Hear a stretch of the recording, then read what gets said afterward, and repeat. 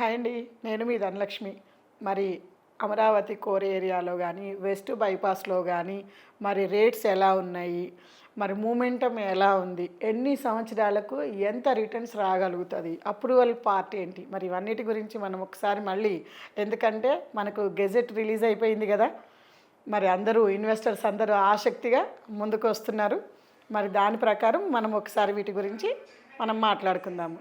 ఓకేనా?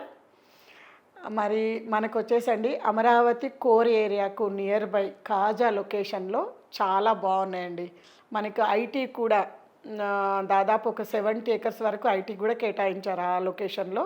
మరి దాంతో పాటు క్వాంటమ్ వాల్యూసు, గవర్నమెంట్‌కు సంబంధించిన ప్రతి ఒక్కటి ఇన్‌ఫ్రాస్ట్రక్చర్ అక్కడ డెవలప్ అవుతుంది.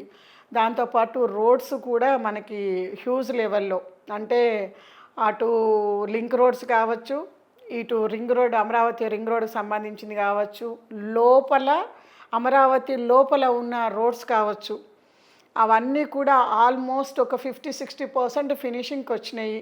మరి దాదాపు ఒక 20,000 మంది వర్క్ చేస్తున్నారు. కాబట్టి ఇది ఈ 3 ఇయర్స్ ఇట్లనే కంటిన్యూ వర్క్ కంప్లీట్ చేసుకుంటూ వెళ్తూ ఉంటే ఆల్మోస్ట్ అమరావతి కొంతవరకు ఒక రూపానికొస్తది. కొంత గవర్నమెంట్ వర్క్‌లు స్టార్ట్ అయిపోతాయి అనేది మేము చూస్తున్నాం కళ్ళతోటి. చాలా హ్యాపీగా ఉంది. మరి దాని ఏరియాకు నియర్ బై కాజా లొకేషన్‌లో మనకు 25, 24,000, 23,000కు ఫర్ స్క్వేర్ యార్డ్ లాగా అవైలబుల్ ఉంది. క్లియర్ సిఆర్‌డి అప్రూవల్స్ తోటి మరి రేట్లు రీజనబుల్ రేట్లతోటి ఫుల్లీ లోడెడ్ మన విల్లాస్ టైపు గేటెడ్ కమ్యూనిటీసు, డెవలప్మెంట్సు వర్కులు స్టార్ట్ అయిపోయినాయండి వెంచర్స్‌వి. మరి కాబట్టి ఎవరైనా తీసుకునేవాళ్ళు ఇది కరెక్ట్ టైము. దీంతో పాటు మన వెస్ట్ బైపాసు ఏలూరు రోడ్ వరకు కూడా అటు మనకి మన ఎయిర్‌పోర్ట్ వరకు కూడా ఆల్మోస్ట్ మనకి గన్నవరం ఎయిర్‌పోర్ట్ దగ్గర వరకు కూడా డెవలప్మెంట్స్ హ్యూజ్ ఉన్నాయి వెస్ట్ బైపాస్‌కి ఆనుకుని. ఎందుకంటే ఆ బైపాస్ ఎక్కితే ఇటు అమరావతి కోర్ ఏరియాకి కానివ్వండి, అటు ఏలూరు వైపు కానివ్వండి, ఇటు గుంటూరు వైపుకి కానివ్వండి, మనకు మంచి అవకాశం ఉంది. మొత్తం అది కలిపితే ఒక 30-35 మినిట్స్ డ్రైవ్ ఉంది అంతే. మొన్న మేము వెళ్ళి చూసాము. హ్యూజ్ లెవెల్స్ అండి. అసలు ఆ బ్రిడ్జ్ మీద వెళ్తుంటే కృష్ణానదికి సంబంధించిన ఆ వ్యూస్ కానివ్వండి, ఆ చిన్న చిన్న దీవులు కానివ్వండి, సూపర్బ్‌గా ఉంది. దాంతోపాటు మనకు రేట్లు కూడా రీజనబుల్‌గా ఉన్నాయి. ఎప్పుడైనా సరే షేర్ మార్కెట్ అయినా, మనము ప్లాట్లు కొనేదైనా ఎప్పుడైనా తక్కువ లేదు మార్కెట్ అన్నప్పుడే ఇన్వెస్ట్ చేయాలి. మార్కెట్ ఉంది, మూమెంటం నడుస్తుంది అన్నప్పుడు సేల్స్‌కెళ్ళాలి. క్లియర్ కదా! మరి అట్లా ఇన్వెస్ట్ చేసే వాళ్ళకు నేను ఇప్పుడు కొనేసేసి నేను సంవత్సరానికి అమ్ముతా అనే ఆలోచనతోటి కాకోకుండా మనకు లాంగ్ టర్మ్ ఇన్వెస్ట్మెంట్ ఎప్పుడైనా సరే ఎంత లాంగ్ టర్మ్ వెయిట్ చేయగలిగితే ఇన్వెస్ట్మెంట్ సెక్టార్లో అంత రిటర్న్స్ రావడానికి అవకాశం ఉంది. స్థిరాస్తులు పర్టికులర్గా ఒక 20-25 ఇయర్స్ కనుక మనం పెట్టి వెయిట్ చేయగలిగితే క్రోర్స్ ఆఫ్ రూపీస్ అవ్వడానికి అవకాశం ఉంది. గజం 2 లక్షలు 3 లక్షల వరకు వెళ్తుంది. ఇన్ఫ్రాస్ట్రక్చర్ ఎప్పుడైతే డెవలప్ అవుతుందో, పబ్లిక్ మూవింగ్ ఎప్పుడైతే స్టార్ట్ అవుతుందో అప్పుడు పెరుగుతూనే ఉంటుంది. దాన్ని ఎవరు కూడా ఆపలేని విధంగా కంటిన్యూగా డెవలప్మెంట్ అనేది ఉంటుంది. డెవలప్ అయిపోయినాక కొనాలి అంటే కొనలేము. చాలా మెంబర్స్ అంటారు హైదరాబాద్లో, అరే మాకు ఆ టైంలో 1000 రూపాయలకి 2000కు గజం దొరికింది, హైటెక్ సిటీ ఈయన కొండలలో గుట్టలలో కడుతున్నారు అనేసి మేము కొనలేదు. మరి ఇవాళ చూస్తే గజం కూడా కొనే పరిస్థితి లేదు, 3 లక్షలు 4 లక్షలు గజం వెళ్తుంది అంటారు. మరి అదే వాతావరణం కొత్తగా క్రియేట్ అవుతున్న బ్యూటిఫుల్ ఎన్విరాన్మెంట్ తోటి, లేక్స్ తోటి, ఒక మంచి గ్రీనరీ తోటి, మంచి ఐకాన్ బిల్డింగ్స్ తోటి సూపర్బ్ రెడీ చేస్తున్నారు దాన్ని.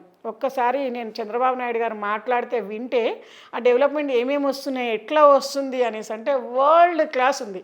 మరి అలాంటి దాంట్లో కోర్ ఏరియాలో పిల్లలకి ఎడ్యుకేషన్ పరంగా కావచ్చు, రేపు జాబుల పరంగా కావచ్చు, మనం లివింగ్ అక్కడ అందులో మనం ఉండగలిగితే ఆ లొకేషన్స్లో మన లైఫ్ స్పాన్ కూడా పెరుగుద్దని చెప్పారు చంద్రబాబు నాయుడు గారు. నాకు ఆ విషయం చాలా బాగా నచ్చింది. ఎందుకంటే అంత పొల్యూషను, తినేవన్నీ కూడా ఫుడ్ కరెక్ట్గా లేదు, ఇవన్నీ ఇప్పుడు నడుస్తున్నాయి. ప్రజెంట్ మనం అవి ఎక్స్పీరియన్స్ చేస్తున్నాము. మరి ఇలాంటి ఎక్స్పీరియన్స్లో నుంచి అంత బాగున్న లొకేషన్స్లో మరి మనకు ఒక ప్లాట్, నేను పెద్ద ఇన్వెస్టర్స్ని ఏమంటారు 100 ఎకరాలో లేకపోతే 10లలో ప్లాట్లు కొనమని నేను చెప్పట్లేదు. కనీసం మనకంటూ ఆ లొకేషన్‌లో ఒక ప్లాట్ ఉంటే రేపొద్దున ఒక విల్లా కట్టుకొని కోర్ ఏరియాలో ఉన్నాము. ఎడ్యుకేషన్ కానీ, పిల్లల జాబ్స్‌కి కానీ చాలా బాగుంటుంది. చాలా ప్రిఫరబుల్‌గా ఉన్న లొకేషన్‌లో హైవే నుంచి 1-2 కిలోమీటర్స్‌లో మనకి సైట్స్ ఉన్నాయి.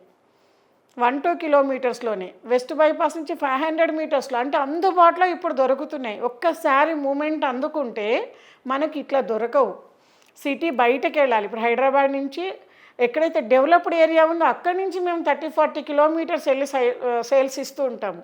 ఎందుకంటే ఇక్కడ గ్రోత్ స్టార్ట్ అయిపోయింది కాబట్టి ఫాస్ట్‌గా 20-30 కిలోమీటర్స్ ఫిలప్ అవుతుంది, మూమెంట్ అందుకుంటుందని. మరి అక్కడ ఇప్పుడు లొకేషను దగ్గర నియర్ బై పాపులేషన్ ఏరియాస్కి 2-3 కిలోమీటర్స్లో మనకు వెంచర్స్ అవైలబుల్ ఉన్నాయి.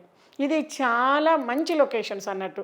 ఒక్కసారి మూమెంట్ అందుకుంటే అక్కడి నుంచి మళ్ళీ 20 కిలోమీటర్స్ 15 కిలోమీటర్స్ వెళ్ళి తీసుకోవాల్సి వస్తుంది. కాబట్టి కొనే వాళ్లకు ఇది కరెక్ట్ టైము.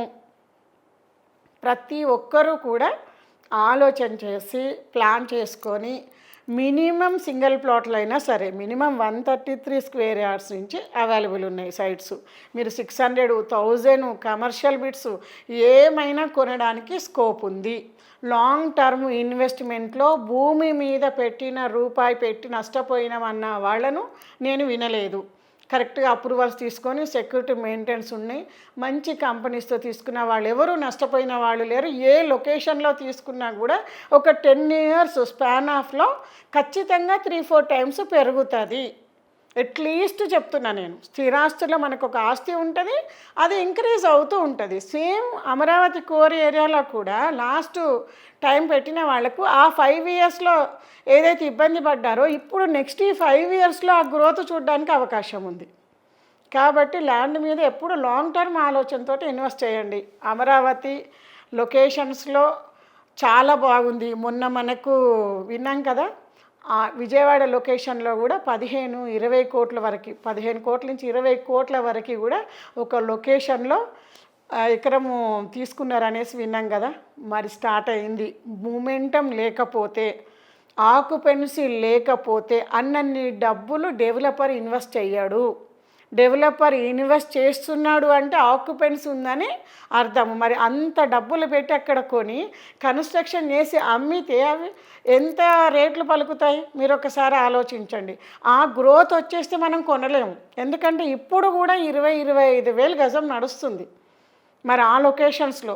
మరి ఇది కనుక కొంచెం మూమెంట్ అందుకుంటే 50కి 1,00,000కి వెళ్ళిపోతే కనీసం 100 గజాల ప్లాట్ కొనడానికి కూడా అవకాశం దొరకదు. కాబట్టి ప్రపంచం ఏం జరుగుతుంది, ఆయన వస్తే ఏం చేస్తాడు, ఈయన వస్తే ఏం చేస్తాడు, ఎవరు వచ్చినా పబ్లిక్ పెరుగుతూనే ఉంటారు.